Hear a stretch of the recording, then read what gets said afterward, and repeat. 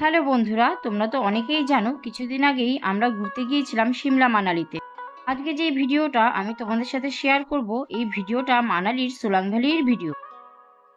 সোলাং ভ্যালিতে আমাদের কি কি সুবিধা হয়েছে আর কি কি অসুবিধা হয়েছিল সবটাই আজকে তোমাদের সাথে আমি শেয়ার করব। তাহলে চলো দেখতে থাকি। আমাদের ফার্স্ট জার্নিটা শুরু হয়েছিল, দেখো রাস্তায় যেতে যেতে এরকম অল্প অল্প বরফ দেখতে থাকা, যেটাতে আমাদের গাড়ির প্রত্যেকেই আমরা ভীষণভাবে এক্সাইটেড হয়ে পড়েছিলাম। ইভেন বাচ্চারা তো রীতিমতো চিৎকার চেঁচামেচি শুরু করে দিয়েছিল। আর করবো নাই বা কেন বলো তো, এত সুন্দর দৃশ্য দেখে কি ঠিক থাকা যায়? আমাদের সোলাং ভ্যালিতে যেতে একটু লেট হয়েছিল, তার কারণ আমাদের গাড়ি অনেকটা সময় ধরে দাঁড়িয়েছিল। তার কারণ আমাদের গাড়িতে অন্যান্যরা যারা জার্নি করছিলেন তারা ওই বরফের ড্রেসগুলো ভাড়া নিয়েছিলেন ওখান থেকেই, তবে আমরা নিইনি। আমি সুজয়কে বলেছিলাম যে যেখানে যাব ওখানেই পাওয়া যাবে, তার কারণ ওখানে মেন জায়গা, ওখানে নিশ্চয়ই থাকবে, সেই নিয়ে তুমি চিন্তা করো না, ওখানে ঠিক পাওয়া যাবে। কেন এই ড্রেসগুলো প্রচণ্ড অস্বস্তিকর, আর ওই জুতো পরে হাঁটা খুবই বিরক্তিকর, কারণ আমাদের অভ্যেস নেই, খুবই অসুবিধে হয়। এরপর দেখো আমরা সোলাং ভ্যালিতে এসে পৌঁছলাম, আর আমাদের গাড়ি এখানটা এসে দাঁড় করিয়ে দিয়েছিল। তারপর গাড়িটা কিছুক্ষণ এগিয়ে নিয়ে গিয়ে আমাদেরকে নামিয়ে দিয়েছিল। এরপরে দেখো আমরা ঘোড়ার পিঠে উঠে জার্নিটা শুরু করি। তার কারণ আমাদের যেখানে গাড়িটা দাঁড় করিয়েছিল সেখানের বরফগুলো ফ্রেশ ছিল না, বরফগুলো নোংরা হয়ে গিয়েছিল। তাই ওখানকার বেশিরভাগ মানুষ হয় স্নোকার নয়তো ঘোড়ার পিঠে করে পাহাড়ের ওপরের দিকে উঠছিল, তবে অনেকে আবার পায়ে হেঁটেও ওপরে উঠছিল। তবে আমাদের পক্ষে সম্ভব ছিল না, তার কারণ আমার ছেলে ছোট, ও উঠতে পারতো না, তাই আমাদের ঘোড়ার পিঠে উঠেই জার্নিটা করতে হয়েছিল। তবে আমি একদমই রাজি ছিলাম না যে ঘোড়ার পিঠে উঠে আমি পাহাড়ের উপরে উঠব। তবে আমার ছেলে সবাইকে দেখছিল, তাই ও বায়না করলো যে মা আমরাও উপরে উঠবো। তাই ওর বাবা ডিসিশন নিল যে ঠিক আছে তাহলে ঘোড়ার গাড়ি করেই যাব। আর ওখানকার স্নোকারগুলো দুজনের বেশি নিচ্ছিল না, তাই আমাদের বাধ্য হয়ে ঘোড়ার পিঠেই উঠতে হয়েছিল।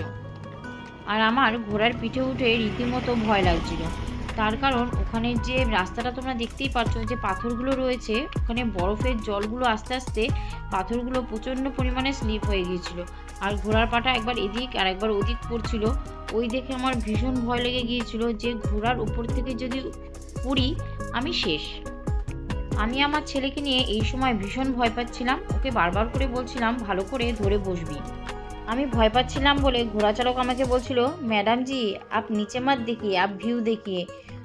আমি হিন্দি খুব একটা ভালো বলতে পারি না, তবে উনি যেটা বললো সেটা আমি বলার একটু চেষ্টা করলাম। আমরা তিনজনাই এই ফার্স্ট টাইম ঘোড়ার পিঠে উঠে জার্নি করেছি, তবে ঘোড়ার পিঠে এই জার্নি আমার কাছে একদমই ভালো লাগেনি। প্রথমত ঘোড়াটার জন্য আমার ভীষণভাবে খারাপ লেগেছে, আর ওই যে পাথরগুলো যে স্লিপ হয়েছিল ঘোড়াটা হাঁটছিল আমার ভীষণ ভয় লেগেছে, তাই ওই জার্নিটা আমার কাছে একদমই ভালো লাগেনি। ঘোড়া চালক আমাদের পাহাড়ের অনেকটা ওপরেই নিয়ে গিয়েছিল, ভাবতে পারিনি যে এতটা ওপরে নিয়ে যাবে, আর সেখানে বরফগুলো খুব সুন্দর ছিল আর ফ্রেশ ছিল। দেখো তোমরা দেখলেই বুঝতে পারবে এখানকার বরফগুলো কত সুন্দর ফ্রেশ। আর এই ভিডিওটা শ্যুট করেছে সুজয়। ও যখন এই ভিডিওটা শ্যুট করছিল তখন আমি প্রচণ্ড রেগে গিয়েছিলাম যে আমার ভয় লাগছে আর তুমি ভিডিও শ্যুট করছো। অথচ দেখো আজকে ওর ভিডিওটাই আমি তোমাদের সাথে শেয়ার করছি। ও যদি না করতো তাহলে এই ভিডিওটা আমি তোমাদের সাথে শেয়ার করতে পারতাম না। দেখো এই ভিডিওটা আমার শেয়ারের কোনো কথাই ছিল না, তবে আমার কিছু কাছের মানুষ ওরা বলল যে তুমি যে ওখানে গেছো ওখানের একটু ভিডিওগুলো পোস্ট করো, তাহলে আমরা দেখতে পাবো। তার জন্য দেখো এই ভিডিওটা আমি তোমাদের সাথে শেয়ার করছি। আমি তো দেখো এর আগে এই ধরনের ভিডিও কখনো করিনি, এই প্রথমবার করলাম। জানি না তোমাদের কেমন লাগবে, তবুও করছি। আর হ্যাঁ, একটা কথা বলতেই হয়, আমাদের যে নিয়ে গিয়েছিল ঘোড়া চালক ওনার ব্যবহার ভীষণই ভালো ছিল। শুধু উনি নন, ওখানকার প্রত্যেকটা মানুষেরই ব্যবহার ভীষণই ভালো ছিল। দেখো কথা বলতে বলতে আমরা পাহাড়ের কতটা উপরে উঠে চলে এসেছি। ব্যাস এখানেই শেষ হলো আমাদের ঘোড়ার জার্নি। এখানেই আমাদের নামিয়ে দেওয়া হয়েছিল ঘোড়া থেকে, আর আমি একটু স্বস্তি পেয়েছিলাম।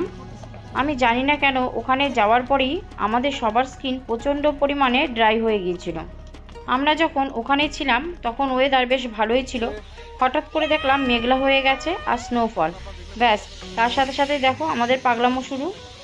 আমরা এই ফার্স্ট টাইম স্নোফল দেখলাম, আমরা ওখানে খুব এনজয় করেছি। রিলস বানিয়েছি, ভিডিও করেছি, ফটোশ্যুট করেছি। সত্যি আমাদের ভীষণই ভালো লেগেছে। এখানে যাদের আসা হয়েছে তারা তো জানেই জায়গাটা কেমন, আর যারা আসেনি তারা এখানে আসতে পারো, তোমাদের সত্যি ভীষণই ভালো লাগবে। আর আমি যতটুকু পারলাম এই ভিডিওটা তোমাদের সাথে শেয়ার করার চেষ্টা করলাম। তাহলে তোমাদের কেমন লাগলো তোমরা আমাকে কমেন্ট করে জানিও, তাহলে আমারও ভালো লাগবে। এখন এ পর্যন্ত ফ্রেন্ডস, টাটা। তোমরা সবাই ভালো থেকো, সুস্থ থেকো।